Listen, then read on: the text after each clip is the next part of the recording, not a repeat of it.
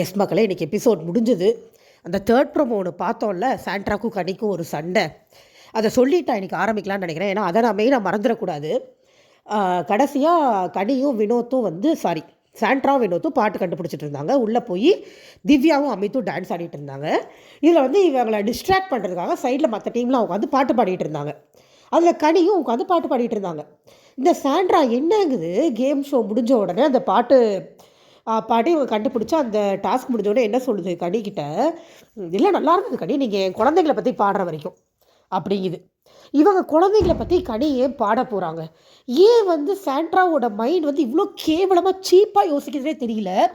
கனி பதறி போய் நான் என்னங்க பாடினேன் குழந்தைங்களை பற்றி அப்படின்னா, நீங்கள் பாடினீங்க நான் கேட்டேன் அப்படின்னு அவ்வளோ திமுறாக ஒரு அக்யூசேஷனை வைக்கிது அந்த பொம்பளை. எங்கள் அக்யூசேஷன் வெய்யுங்க, கொஞ்சமாவது அட்லீஸ்ட் கொஞ்சமாவது நம்புற மாதிரி ஒரு அக்யூசேஷன் வைக்க வேண்டாமா? எப்படிப்பட்டவங்களாக இருந்தாலும் அடுத்தவங்களோட குழந்தைங்களை பற்றி பாடுவாங்களா? ஏதாவது இருக்குதா இந்த சாண்ட்ராக்கு? நீ அக்யூசேஷன் வெய்யி, கிளவின்ன உடையவே தப்பாக பேசுகிறாங்கண்ண, விஷம்ண்ண, கண்டிக்கிட்ட என்ன கருமத்தை வேணாலும் சொல்லிட்டு போ. இதை என்ன பேசுகிற, உன் குழந்தைய பற்றி பேசுகிறாங்கன்னு. அப்படி என்ன பாடுறான்னு கேட்டால் பாப்பா பாப்பான்னு ஏதோ பாட்டு பாடினாங்களாம். அதை என்னன்னு கேட்டால் பாப்பா பாடும் பாட்டு பாடிருப்பாங்க போல் இருக்கு. பாப்பா பாடும் பாட்டு அப்படிங்கிறது ஒரு பாட்டு. உலகத்தில் இருக்கிற இவன் மட்டும் தான் பிள்ளை பற்றி வச்சுருக்காளா? அங்கே இருக்கிற வேறு யாருக்கும் குழந்தை இல்லையா? வினோத் 1 வயசு குழந்தைய விட்டு வந்திருக்காரு. வினோத்துக்கு அப்படி தோணலையே. ஃபர்ஸ்ட் ஆஃப் ஆல் எல்லா பாட்டிலையும் ஏதோ ஒரு அர்த்தம் இருக்குது. ஒரு வார்த்தைக்கு அர்த்தம் கண்டுபிடிச்சி இப்போ புருஷனை பற்றி பாட்டா என் புருஷனை பற்றி பாடிட்டேன் பாலா இந்த சாண்ட்ரா. குழந்தைகளை பற்றி பாடினா அவன் குழந்தைகளை பற்றி பாடிட்டாங்களாம். மாமியாரை பற்றி பாடினா அவன் மாமியார், அவன் அம்மா பாடா அவன் அப்பா பாட்டு எடுத்துக்குவாளா எல்லாத்தையும்? நான் சீரியஸாக சொல்கிறேங்க. ஒருவேளை சாண்ட்ரா குழந்தைய வச்சு விளையாடுறால அதுக்கு அப்படி தோணுது போல் இருக்கு. எல்லாரும் குழந்தைய வச்சு தான் விளையாடுவாங்கன்னு. நான் கூட ப்ரொமோவில் திட்டியிருந்தேன் கனியை, எதுக்கு குழந்தை வேலை போய் இவ்வளோ சத்தியம் பண்ணுறாங்க அப்படின்னு. ஆனால் என் குழந்தைய வச்சு பாடுறேன்னு சாண்ட்ரா சொன்னதுனால அவங்க பதிலுக்கு அதை சொல்லியிருக்காங்க. நான் என் குழந்தை மேலே சத்தியமாக சொல்கிறேன், உன் குழந்தைய பற்றிலாம் நான் பாடலை அப்படின்னு. ஃபர்ஸ்ட் ஆஃப் ஆல் இது இவ்வளோ பெரிய ஒரு கேவலமான அக்யூசேஷன். அங்கே இருக்கிற அத்தனை பேரும் சொல்கிறாங்க அப்படிலாம் பாட மாட்டாங்க, என்ன சாண்ட்ரா பேசுகிறீங்க அப்படின்னா. அது கால் மேலே கால் போட்டு ஒரு மாதிரி திமுறா, அந்த சீக்ரெட் டாஸ்க் முடிச்சப்போ ஒரு மாதிரி திமுறா உட்காந்துருந்துச்சுல்ல சாண்ட்ரா, அதே மாதிரி திமுறா உட்காந்துருக்குது. அதாவது கடி வேலை ஒரு பெரிய படியை போட்டுருச்சான். கேட்டால் சொல்லிக்கலாம் இல்லையா? வீக்கெண்டில் கேட்டால் பாடினாங்கன்னு கேமராவில் ரெக்கார்டு, அப்படியே அந்த பாப்பா பாடும் பாட்டுன்னு கேமராவில் ரெக்கார்ட் ஆகிருந்தாலுமே இவன் பாப்பா கொடுத்து மீன் படி அவங்க ஏங்க பாட போகிறாங்க? எனக்கு கேட்டுக்கிட்டு இருக்கிற நம்மளுக்கே இந்த பொம்பளை என்ன சொல்லுதுன்னே புரியலை. இன்னும் லைவில் அது வரல, லைவில் வந்தால் போய் பார்க்கணும். எனக்கு நைட்டு ஃபுல்லாக அந்த கூத்து தான் போகும். என்ன மாதிரி ஒரு கேவலமான அக்யூசேஷன் இது? கண்டென்ட் கொடுங்க, நான் வேண்டாம்லாம் சொல்லலை. அதுக்கு தான் உள்ளே போயிருக்கீங்க, கண்டென்ட் கொடுக்குறதா உங்களோட வேலை, யாரும் இல்லைன்னு சொல்லலை. பார்வதி கூட இவ்வளோ சீப்பாக போச்சான்னு எனக்கு தெரியல சீரியஸாகவே. இது ஒரு லிமிட்டுக்கு மேலே ஓவர் எக்ஸ்ட்ரீமாக போல குழந்தைய வச்சு பண்ணுறீங்க அப்படின்னு சொல்கிறதெல்லாம். இன்ஃபேக்ட் குழந்தைங்களை இப்போ பாரு வம்புக்கு இருக்கிறதே சாண்ட்ரா தான். என் குழந்தைங்க பார்ப்பாங்க, என் குழந்தைங்க மேலே சத்தியம் வம்புக்கு இருக்கிறதே சாண்ட்ரா தான். வேறு யாருமே அவங்க குழந்தைங்களை பற்றி பேசுறது இல்லை. இப்போ சம்மந்தமே இல்லாமல் எடுத்து என் குழந்தைய பற்றி பாடினேன் அப்படின்னு ஒரு அக்யூசேஷன் வைக்கிறாங்க. எனக்கு சீரியஸாக சொல்கிறேன், இதை பார்த்து அவ்வளோ கடுப்பாயிடுச்சு. அடுத்து ஆக்சுவலாக கடி டீம் தான் வின் பண்ணியிருக்கு பிக் பாஸ் அனௌன்ஸ் பண்ணுறாரு. அப்போ கூட கடிக்கு அழுக தான் வருது, பாவம் அழுதுகிட்டே சிரிச்சுக்கிட்டு இருக்காங்க. அதோட இன்றைக்கி முடிஞ்சிருச்சு எபிசோட். ஆக்சுவலாக thank God Sandra team win பண்ணலை. நல்ல வேலை வின் பண்ணல, இல்லாட்டி அந்த பொம்பளையோட புருஷனும் அந்த குழந்தைங்களும் அது ஒரு ட்ராமா போட்டிருக்கும் பாருங்க. அந்த இலவெல்லாம் கண்ணில் பார்க்கவே முடியாது. ஸோ கடி, ஆதிரை, பார்வதி கவர்தை டீம் ஜெயிச்சிருக்காங்க. என்னை கேட்டால் எனக்கு கடியோட ஃபேமிலி வந்தால் நல்லாயிருக்கும். ஏன்னா கடிவேலை அந்த பொம்பளை போடுறது ரொம்ப ரொம்ப ரொம்ப மோசமான பழி. அதை தாண்டிட்டு அந்த வீட்டில் உட்கார்றது ரொம்ப கஷ்டம். இதை விட சீப்பாக ஒருத்தர் கேம் விளையாண்டு நான் என் லைஃப் டைமில் பார்த்ததில்லை, சீரியஸாக பார்த்ததில்லை. மேபி வனிதா விளையாண்டுருக்கலாம், அவங்க கூட குழந்தைங்களை இழுத்தாங்களா அப்படிங்கிறது எனக்கு தெரியல. அழகாக 6 வயசு ட்வின்ஸ் குழந்தைங்களை வீட்டில் விட்டு வந்திருக்காங்க. நீ கேமுக்காக என்ன வேணாலும் பண்ண, அந்த குழந்தைங்களை ஏன் நீ யூஸ் பண்ணுற? நீங்களாம் இதெல்லாம் ஒரு அம்மாவானே எனக்கு தெரியல சீரியஸாக. அப்படி பப்ளிக்காக ஹாலில் உட்காந்து ஒரு அக்யூசேஷனை பண்ணுது இன்னொரு தாய் மேலே. சீரியஸாக எனக்கு புரியலைங்க. அதாவது சாண்ட்ரா மாதிரி ஆளுங்கள்லாம் சாபக்கேடு. பார்வதி பரவாயில்லன்னு நினைக்கிற அளவுக்கு கேவலத்தோட உச்சமான பிறவியாக இருக்காங்க சாண்ட்ரா. ஒரு இடத்துல நான் இன்றைக்கி சாண்ட்ரா பரவாயில்லன்னு நினச்சேன். ஏண்டா நினச்சோன்னு எதையாடே சிறப்பால் அடிச்சுக்கிற அளவுக்கு கேவலமான ஒரு செயலை பண்ணி விட்டாங்க இன்றைக்கி. சரி, ஃபஸ்ட் நடந்ததுக்கு வருவோம். இந்த பார்வதி கப்பல் என்ன பண்ணியிருக்குதுங்க, நைட்டோட நைட்டாக பாத்ரூம் பக்கமாக ஒதுங்கிருச்சுங்க போல் இருக்குது. அதுக்கு காஜி கப்பல் தானே, அதுங்களோட வேலையை பார்க்குறதுக்கு போயிடுச்சுங்க போல். நைட்டு இவர் பிக் பாஸ் நாயை குலைக்க விட்டார். ஏன்னா பிக் பாஸ் தூக்கியிருப்பார், இவங்க டீம்லேருந்து நாயை குலைக்க விட்டாங்க போல் இருக்குது. அப்புறம் வேகமாக அது படுத்துருச்சுங்க. அதில் வேறு மேடம் என் ஃபீலிங்ஸ் என்னால் கண்ட்ரோல் பண்ண முடியலன்னு புலம்புறாங்க. என்ன கரும்பு பிடிச்ச ஃபீலிங்ஸோ நம்மளுக்கு தெரியலை. காலையில் என் ஃபேமிலி வருவாங்க, என் ஃபேமிலி பார்ப்பாங்க, பார்வதி உட்காந்து அழுதுகிட்டு இருக்குது. கவனத்தை வந்து நான் தான் இருக்கேன்ல அப்படின்னு சமாதானப்படுத்தி பார்வதியோட உட்காந்து பார்வதி சமாதானப்படுத்திட்டு இருக்காரு. அந்த 10 பைசாவுக்கு பிரயோஜனம் இல்லாத கண்டென்ட்டை 10 நிமிஷமாக ஓட்டிக்கிட்டு இருந்தாங்கல்ல 1 ஹவரில். இதுக்கப்புறமா கனியும் விக்ரமும் உட்காந்து பேசிகிட்டு இருக்கும்போது விக்ரம் சொல்லிட்டு இருக்காரு, என்னை பொறுத்த வரைக்கும் சாட்ரா தான் ஒர்ஸ்ட் பர்ஃபார்மர், இதெல்லாம் என்னங்க நல்லாவே இல்லை. ஒரு கண்டென்ட் கொடுக்குறேன், எப்போ பாரு ஒரு கேட் ஓரமாக போய் உட்காந்துக்கிட்டு எல்லார் மேலேயும் குறை சொல்லிக்கிட்டு அப்படின்ற உடனே இவங்க கடி கேட்குறாங்க, இல்லை அது எப்படி ஒர்ஸ்ட் பர்ஃபார்மர், நம்ம டாஸ்க் தானே பார்க்கணும் அப்படின்ற மாதிரி கடி கேட்கும்போது, அது உங்களுக்கு ஓகேங்க, எனக்கு வந்து ஒர்ஸ்ட் பர்ஃபார்மன்ஸாக தான் தெரியுது அப்படின்னு அவங்க 2 பேருக்கு அது மாற்றுக்கிறது தான். பட் அவங்க ஜாலியாக தான் அதை பேசிக்கிறாங்க. இதுக்கப்புறமா இந்த சைக்கோ சாட்ரா வெளியில் உட்காந்துருக்கு, சாப்பாடு எடுத்து போய் எப்போ போல அந்த கதவு கிட்ட உட்காந்துக்குச்சு. அது கூடயே பின்னாடி நாய்வாலை பிடிச்ச மாதிரி அமித்தும் போய் உட்காந்துக்கிட்டாரு. அமித்துக்கிட்ட போல சொல்லுது இந்த மாதிரி, இப்போ பாருங்க சாண்ட்ரா பேசலங்கிறாங்கல்ல, ஒர்ஸ்ட் பெர்ஃபார்மன்ஸில் என்னையே தான் குத்துவாங்க அப்படிங்குது. உன்னை தாண்டி குத்துவாங்க, நீ ஒர்ஸ்ட் பெர்ஃபார்மன்ஸ் தான் பண்ணுற, அதுவும் இப்போ ஒன்று பண்ண பாரு, அதுக்கெல்லாம் உடைய செருப்பை கழட்டி நாலு அப்பா அப்பிருப்பாங்க வெளியில் இருக்கிறதேடா, வீட்டுக்குள்ளே உயிரோடு விட்டு வச்சுருக்காங்க அப்படிங்கிற மாதிரி இருக்குது எனக்கு சீரியஸாக. உடனே அமித்து அப்படியா அப்படிங்கிறாரு. புரியலை, என்ன பெர்ஃபார்மன்ஸ் பண்ணி கிழிச்சிட்டாங்க சாண்ட்ரா, ஒரு மட்டும் பண்ணல. இதில் வந்து இவங்க வந்து இவர் சொல்கிறாரு, நீ வினோத்தை பார்த்துக்கோ, வினோத் கோப்பிட்டு எழுந்து போயிடுவார் கேமில். உடனே அமித்து, இந்த சாட்ரா எதுக்கும் இப்போ திவ்யா எதுக்கும் உதவ மாட்டாங்க, கத்துறதுக்கு தான் லாய்க்கு அப்படிங்கிறாரு. ஆக்சுவலாக எனக்கு திவ்யா தான் நல்லா ஆடினாங்க, இவர் என்னமோ தெத்த பத்தர் கையை காலே ஆட்டிகிட்டு இருந்தார், பாவம் ஏதோ கஷ்டப்பட்டு முன்னுக்கு வந்திருக்காரு, நான் பேசக்கூடாதுன்னு பார்க்குறேன். ஆனால் அவருக்கு நடிக்கிற டேலண்ட் ஒரு மண்ணும் கிடையாது, அழகாக இவங்க தான் திவ்யா தான் ஆடிட்டு இருந்தாங்க, இவர் கூட சேர்ந்து பெர்ஃபார்ம் பண்ணிருந்தார், அவ்வளோதான். அவர் சொல்கிறாரு, அது இப்போ காலையில் உட்காந்து திவ்யாக்கெலாம் எதுக்குமே உதவ மாட்டா, அவள் பாட்டுக்கு ஏதோ ஒரு சைடில் ஆடிட்டு இருப்பா, நான் தான் உனக்கு சொல்லிக் கொடுக்கணும், நான் தான் க்ளூ கொடுக்கணும்னு சொல்லி சாண்ட்ராட்ட சொல்லிகிட்டு இருக்காரு. இதுவும் ஆமாங்குது பக்கு. இந்த டாபிக் முடிஞ்சது, பேசி முடித்தாங்க. அதுக்கப்புறமா இதுக்கு வந்துட்டாங்க, காம்படிஷனுக்கு வந்துட்டாங்க. காம்படிஷனில் வந்து இந்த டீம் போகுது, கடியன் டீம் போகுது. பார்வதியும் கமலத்திനും உள்ளே போகிறாங்க. அவங்க பயங்கர ப்ரிப்பேர்டுங்க, 5 பாட்டு பட்டுன்னு கண்டுபிடிச்சிட்டாங்க. அந்த ஆட்டுக்குட்டி முட்டையிட்டு மட்டும் கொஞ்சம் லேட் ஆச்சு, பட் அதுக்கு பார்வதி அங்கே ஸ்பாட்டாக யோசிச்சு ஆடு பலி கொடுக்குற மாதிரி ஒரு ஆக்ஷன் பண்ணி கண்டுபிடிக்க வச்சுட்டாங்க. அதுக்கப்புறம் ஆசை தீர பேச லைட்டாக ஆசை கூட சாங் ஹூக் ஸ்டெப்பு, இது 2 தான் திணறாங்க, மற்ற 3 ஈஸியாக கண்டுபிடிச்சிட்டாங்க. அதுக்கப்புறம் மறுபடியும் சாண்ட்ரா வினோத் அமித் ப்ரிப்ரேஷன் காமிச்சாங்க. அமித்துக்கு எப்படிலாம் பண்ணலான்னு சொல்லி சாண்ட்ரா சொல்லிக் கொடுக்குறது, வினோத் சொல்லிக் கொடுக்குறது, இப்படிலாம் சொல்லிக் கொடுத்து ஒரு மாதிரி ப்ரிப்பேர் பண்ணிட்டு சுற்றிட்டு இருந்தாங்க. திவ்யாவை சேர்த்துக்கவே இல்லை, இவங்க 3 பேர் தான் என்னவோ பெருசாக சாதிக்க போகிற மாதிரி பண்ணிட்டு தான் கடைசியில் திவ்யா தான் அழகாக க்ளூவே கொடுத்தாங்க. ஓகே, ஸோ இதுக்கப்புறமா சுபிக்ஷா விக்ரம் உட்காந்து பேசிகிட்டு இருக்காங்க. ஆக்சுவலாக இது ப்ரொமோவில் வந்திருக்கணும், இந்த ஊர் கிளவியவே இன்றைக்கி 3 ப்ரொமோவில் போட்டு, ஜியோ ஹாட் ஸ்டார் ப்ரொமோலையும் வந்து வெறும் டாஸ்க்கை மட்டும் போட்டு சுபி அழுததை போடவே இல்லையே, அவ்வளோ புரியவே இல்லை. சேனலுக்கு அவ்வளோ இடம் கார்டனு, சுபி அவ்வளோ மூச்சுவாங்க அழுது பேனிக் அட்டாக் வந்து போயிட்டு வந்தாங்க. அதை போட்டக்கூட தானே ப்ரொமோவில், அது ஒரு ஹெவி கண்டென்ட் தானே, ஏன் ப்ரொமோவில் வரலன்னு எனக்கு சத்தியமாக தெரியல. நல்ல வேலை கொண்டு வரலையாவது போட்டாங்க, அப்படியே ஃபுல்லாக போடல, நிறைய நடந்தது, ரொம்ப கட் பண்ணி போட்டுட்டாங்க. எனக்கு தெரிஞ்சு சுபி எவிக்ட் பண்ணுற மூடில் இருக்காங்கன்னு எனக்கு தோணுது. இவங்க பண்ணுறதெல்லாம் பார்த்தா இந்த வாரம் சுபிக்ஷா எவிக்டட் மக்களே நோட் பண்ணிக்கோங்க. ஏன்னா சுபிக்ஷா கொடுக்க வேண்டிய ஸ்க்ரீன் ஸ்பேஸை இன்றைக்கி கொடுக்கல அவங்க. அண்ட் சுபிக்ஷா கொஞ்சம் ஓவராக பண்ண மாதிரி தான் இருந்ததுன்னு வைங்க, அதையும் நம்ம சொல்லி தான் ஆகணும். என்ன ஆச்சுன்னா, விக்ரம் சொல்கிறதா இந்த மாதிரி அரோராவோட விட கொஞ்சம் பெட்டராக தெரிய ஆரம்பிச்சிட்டா, நீ டல் ஆகிட்ட அப்படின்னு இவங்களும் புலம்புறாங்க. இல்லை நான் வந்துருந்துருக்கணும் டான்ஸுக்கு அப்படின்னா, விட அது முடிஞ்சிருச்சுன்னு சொல்லும்போது அதை சொன்னார் அவர். அப்படி வீட்டி கேண்டேட்லேருந்து வெளில வட்டரில் ஏதோ சொல்லிட்டாரு போல் இருக்கு.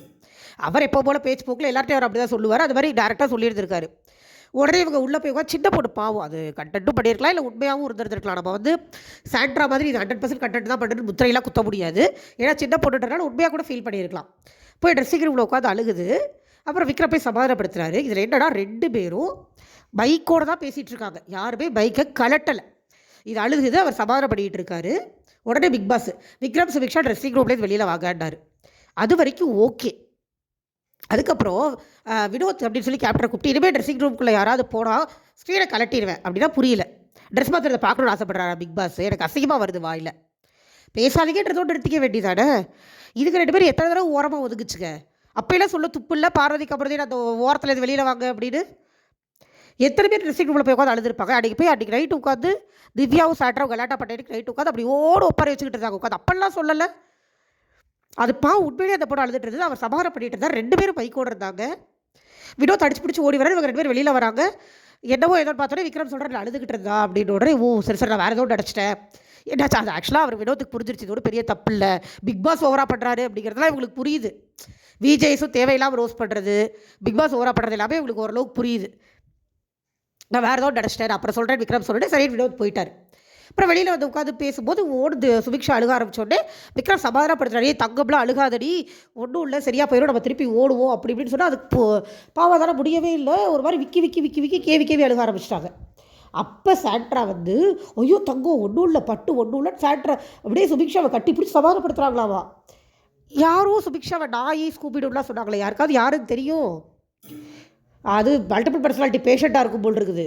ஒன்றுமில்லன்னு சமாதானப்படுத்தி சீடு தாங்க கம்ப்ளீட்டாக. ஆக்சுவலாக ஏன் வந்து சாண்ட்ரா சுபிக்ஷாவுக்கு சமாதானப்படுத்துகிறாங்கன்னா, சாண்ட்ரா தனியாக உட்காந்துறதுனால சுபிக்ஷா போய் போய் கேட்டுச்சு பாவம். சாண்ட்ரா பின்னாடி சுபிக்ஷா போய் தப்பு தப்பாக பேசியிருக்குன்னு தெரியாமல் அந்த பொண்ணு போய் கேட்டுச்சு. அதனால இவங்க சமாதானப்பட்ட வந்துட்டாங்க. சுபிக்ஷா உள்ளுக்குள்ளே ஷோர் ரூம்குள்ளே கூப்பிட்டு போய் டாக்டர்கிட்ட கூட்டிகிட்டு போனதுக்கப்புறமா இங்கே விக்ரம் வந்து அழுக ஆரம்பிச்சார். ஐயோ தலையில் அடிச்சுட்டு வரது பார்த்தா உண்மையிலே பாவமாக இருந்தது. சொல்லியிருக்கக்கூடாதோ என்னவோ, நான் பாட்டுக்கு ஒரு ஃப்ளோவில் சொல்லிட்டேன். கடிகிட்ட ரொம்ப சொல்லி வருத்தப்பட்டு இருந்தார். கடி வந்து இல்லைங்க, நீங்கள் நல்லது நினச்சி தானே சொன்னீங்க, ஏன் வருத்தப்படுறீங்க, நம்ம தப்பான இடத்துல சொல்லலை, அவங்களுக்கு நல்லது நினச்சி நீங்கள் சொன்னீங்க, பட் அந்த பொண்ணு அதை எடுத்துக்கிற பக்குவம் இல்லை, ஸோ இனிமேல் அவங்கள்ட்ட அப்படி பேச வேண்டாம், யோசிச்சு பேசிக்கலாம் அப்படின்னு எடுத்து சொன்னாங்க. பட் இவர் ரொம்ப நேரம் ஃபீல் பண்ணிகிட்டு இருந்தார். அப்புறம் சுபிக்ஷாவை கன்ஃபெஷன் ரூமுக்கு கூப்பிட்டு பிக் பாஸ் சமாதானப்படுத்திட்டு எல்லோரும் லிவிங் ஏரியாவுக்கு வர சொல்லுங்கள் அப்படின்னு சொன்னார். அப்புறம் இந்த இடத்துல பிக் பாஸ் படத்தை எனக்கு பிடிச்சிருந்தது. விக்கல்ஸ் அப்படின்னு கூப்பிட்டு சுபிக்ஷா அளவே இல்லையாவே, நீங்கள் தான் சீரோட்டிங்களாவே அப்படின்னு கிண்டல்லாம் பண்ணி ஒரு மாதிரி சமாதானம் பண்ணி விட்டார். ஏன்னா அவர் ஏதோ ஒரு ஃபோர்ஸில் திட்டார் அவங்க 2 பேரும், இதில் எடுத்து வெளியில் வாங்க அப்படின்னு. அதுவே அவங்க 2 பேருக்கு ஃபர்ஸ்ட் ஆஃப் ஆல் அஃபெக்ட் ஆகிருக்கும். ஏன்னா அவங்க 2 பேர் போய் தப்பு தட்டா எதுவும் பண்ணல, புரடி எதுவும் பேசலை, யாரை பற்றியும் தப்பாக பேசலை. போய் ட்ரெஸ்ஸிங் ரூமில் உட்காந்து சுபிக்ஷா புலம்பிட்டு இருந்தது இவர் சமாதானப்படுத்திட்டு இருந்தார், அவ்வளோதான். அதுக்கு பிக் பாஸ் அந்த ஹார்ஷஸ் அவங்க 2 பேர்ட்டையும் காமிச்சிருக்க வேண்டாம். ஏன்னா உண்மையோ பொய்யோ அவங்க 2 பேரும் பிக் பாஸ்க்கு உண்மையாக இருக்கணும்னு நினைக்கிறவங்க. பிக் பாஸோட ரூல்ஸை ஃபாலோ பண்ணோம், பிக் பாஸ் சொன்னால் உடனே கேட்டுருணும் அப்படின்னு பிக் பாஸ்க்கு நிறைய மரியாதை கொடுக்குறவங்க 2 பேரும். நடிக்கிறாங்கன்னே வச்சுக்கோங்களேன், மரியாதை கொடுக்குற மாதிரி தான் நடிக்கிறாங்கன்னு நான் சொல்கிறேன். அப்படி இருக்கிறவங்கள தேவையில்லாமல் இவர் திட்டார். அண்ட் அவர் இது அவர் ஒரு மாதிரி அழகாக சமாதானமும் பண்ணி கொண்டாந்து விட்டுட்டார். அதுக்கப்புறமா எல்லாம் வந்து உட்காடுறாங்க. அடுத்த ரவுண்ட் ஸ்டார்ட் ஆகுது. திவ்யாவும் அமைத்து போகிறாங்க. முதல் 2 பாட்டு கண்டுபிடிச்சிட்டாங்க. 3வது பாட்டு கன்னித்தீவு பொண்ணா. கன்னித்தீவு பொண்ணாக்கு ரொம்ப நேரம் போச்சு. பயங்கர டிஸ்ட்ராக்ஷனுங்க. சுற்றி இவங்க பாடுறது மைக்கில் கேட்காத அளவு சுற்றி நின்று பாடிட்டு இருந்தாங்க. அவ்வளோ டிஸ்ட்ராக்ஷன் பண்ணியிருக்க தேவையில்லை. ஏன்னா எக்ஸ்ட்ரீம் டிஸ்ட்ராக்ஷனாக இருந்தது. அது மற்ற 2 டீமுக்கு அவ்வளோ டிஸ்ட்ராக்ஷன் நடக்கலை. இதையும் நம்ம சொல்லி தானே ஆகணும். அப்புறம் ஒரு மாதிரி வினோத் வந்து முதல்ல எழுந்து உள்ளே போனார். அப்புறம் அப்படியே நைஸாக ஆக்டிவிட்டி ஏரியாட்ட போகும்போது பிக் பாஸ் பாட்டை ஆஃப் பண்ணி விட்டார். இவர் இப்போ போல் பிக் பாஸ் சொல்லிட்டு ஸ்ட்ராட்டஜிட்டாரு. அப்புறம் எஃப்ஜே வந்து சொன்னார், ஐயா ஸ்ட்ராட்டஜி இல்லைங்க ஐயா, ரூல் புக்கில் வந்து நீங்கள் அந்த ஆக்டிவிட்டி ஏரியாவில் பாட்டு ஓடும், நீங்கள் லிவிங் ஏரியாவில் உட்காந்து கண்டுபிடிக்கணும் இருக்குது, வேணா எடுத்து படிச்சுக்கோங்க அப்படின்னோட அப்புறம் வந்து உட்காந்து பிக் பாஸ் அப்படின்னாரு. பட் வினோத் சில சமயம் இப்படி தான் எல்லையை மீறி போயிடுவார். அதே மாதிரி இது எல்லையை மீறி போன தருணமாக தான் நான் பார்க்குறேன் வினோத்தை. இதுக்கப்புறமா கன்னித்தீவு படம், அதுக்கப்புறம் மறுபடியும் பாத்ரூமில் போய் ஒரு மாதிரி வேர்ட்ஸ்லாம் சேர்த்து கன்னித்தீவு படம் கண்டுபிடிச்சிட்டாரு. அதுக்கப்புறமா மறுபடியும் போட்ட மாட்டோம் இன்னும் கொடூரம். அடிக்கிற கை அடைக்குமான்றது வந்து அடிக்கிற கைதான் அடைக்கும் அப்படின்னு அந்த பாட்டை நினச்சிக்கிட்டாரு. அவருக்கு அடுத்து அதே லிரிக்ஸில் இருக்கிற இன்னொரு பாட்டு வரல, பாவம். 1 மணி நேரம் போராடினாங்க, வரல. அதுக்கப்புறம் அடுத்த பாட்டு போட்டாங்க, அதை உடனே கண்டுபிடிச்சிட்டாங்க. திருப்பி இந்த பாட்டு போட்டப்போ கண்டுபிடிக்க முடியல. இவங்க 2 பேருமே போதும் முடிச்சிருங்க அப்படின்ட்டாங்க. And Bigg Boss already plan பண்ணிட்டாரு, கன்னி டீம் தான் வின்னிங்னு. ஸோ ஆட்டோமேட்டிக்காக முடிச்சு விட்டார். முடிச்சு விட்டதுக்கப்புறம் தான் நம்ம ஃபஸ்ட்டு பேசணும் இல்லையா, ஃபஸ்ட்டு ஒரு 1/2 மணி நேரம் பேசினா அந்த கான்வர்சேஷன். சாண்ட்ரா சொன்னது விக்ரமெல்லாம் வந்து சொல்லவே சொல்லிட்டாரு, கனி உட்காருங்க, நீங்கள் அப்படிலாம் பாடலை, பேசாமல் உட்காருங்க அப்படின்னோட. இல்லை விக்ரம் பாடினாங்க அப்படிங்குது. இது அப்படியும் வினோத்தை சொல்கிறார், அப்படிலாம் பாட மாட்டாங்க, பாப்பா பாடும் பாட்டுங்கிறது ஒரு சாதாரண பாட்டுக்கடி, என்னங்க பேசுகிறீங்க அப்படின்னா கேட்கவே இல்லை, அப்படி தான் பாடினாங்க சொல்லி கால் மேலே கால் போட்டு திமுறா அந்த கால் அப்படி 2 ஒட்டச்சு கையில் கொடுத்துட்றா மாட்டேன். எனக்கு அவ்வளோ ஆத்திரம் வச்சு எனக்கு சாண்ட்ரா பண்ணதை பார்த்து. இதுக்கும் சப்போர்ட் பண்ணுறீங்க அப்படின்னா எனக்கு என்ன சொல்கிறதே சீரியஸாக தெரியல. அவங்க விளையாடுறது ரொம்ப ரொம்ப மோசமான கேமுங்க. நான் காசு வாங்கிட்டு சப்போர்ட் பண்ணுறவங்கள நான் பேசலை, வாங்கின காசுக்கு நீங்கள் வந்து நேர்மையாக இருந்து தொலைஞ்சிட்டு போங்க. பட் ஜென்ரல் ஆடியன்ஸ் கொஞ்சம் யோசிங்க. சாண்ட்ரா ஒரு 4 பேர் சப்போர்ட் பண்ணுறாங்க அப்படிங்கிறதுக்காக இந்த மாதிரி விஷயத்துலாம் சப்போர்ட் பண்ணாதீங்க. சேனலே சுபிக்ஷா அனுப்புகிற பிளானில் இருப்பாங்க போல் இருக்குது. நியாயப்படி பார்த்தா இவ்வளோ கேவலமாக விளையாடுற சாண்ட்ரா தான் போகணும். கேமுக்கு உண்மையாக இருக்கணும்னு நினைக்கிற சுபிக்ஷா இப்போ போக தேவையில்லை, இன்னும் கொஞ்ச நாள் இருக்கலாம். காஜி பண்ணிட்டு சுற்றிட்டு இருக்கிற பேரு இந்த மாதிரி கேவலமாக கேம் விளையாடுற ஆளுங்கள்லாம் உள்ளே இருக்கும்போது சுபிக்ஷா மாதிரி, விக்ரம் மாதிரி, கனி மாதிரி பிக் பாஸ் உண்மையாக இருக்கணும்னு நினைக்கிறவங்க ஏன் வெளியில் போகணும், தேவையில்லைன்னு எனக்கு தோணுது. என்னைய கேட்டால் அமித் சாண்ட்ரா போகணும் இந்த வாரம். இது என்னோட ஆசை, அமித்தும் சாண்ட்ராவும் போகணுங்கிறது. பட் என்னோடய கெஸ் என்னென்னா எஃப்ஜேவையும் சுபிக்ஷாவையும் தூக்கிடுவாங்களோ அப்படின்னு எனக்கு தோணுது. ஸோ பார்க்கலாம் யார் போகிறாங்க யார் இருக்காங்கன்னு. அண்ட் ரொம்ப ரொம்ப ரொம்ப நிம்மதியான பாடு. சாண்ட்ரா வீட்லேருந்து வந்து யாரும் தங்க மாட்டாங்க, ஏன்னா கனி டீம் ஜெயிச்சிட்டாங்க. பிரஜினா அந்த குழந்தைங்கள வந்தாலும் அவங்க ட்ராமா ஃபுல்லாக அந்த 3 மணி நேரம் தான், அதுக்கு மேலே அந்த ட்ராமா போட முடியாது. அதையும் மீறி ஏதாவது இருந்தாலும் நீயும் கூட போவான், தயவு செஞ்சு அமுச்சு விட்ருங்க பிக் பாஸ், உங்களுக்கு புண்ணியமாக போகும். அந்த சனியனுக்கு வீட்டுக்குள்ளே வேண்டவே வேண்டாம். கருமம். இதுக்கும் இவன் புருஷன் ஏதாவது குடைய தூக்கிட்டு வருவானா? கனி பாடினாங்கன்னு எனக்கு சீரியஸாக தெரில. பிரஜெண்ட்டை போய் மைக்கை நீட்டணும், கனி பாடினாங்க நீங்கள் பார்த்தீங்கன்னா அதெல்லாம் என்ன தெரியுமா சொல்லுவான், கட் பண்ணியிருப்பாங்க, கனி பாடியிருப்பாங்க, சாண்ட்ரா அப்படிலாம் பொய் சொல்ல மாட்டாங்க அப்படின்னு. இவளோட 2 பிள்ளைங்க பேர் அந்த அம்மாவுக்கு தெரியாது.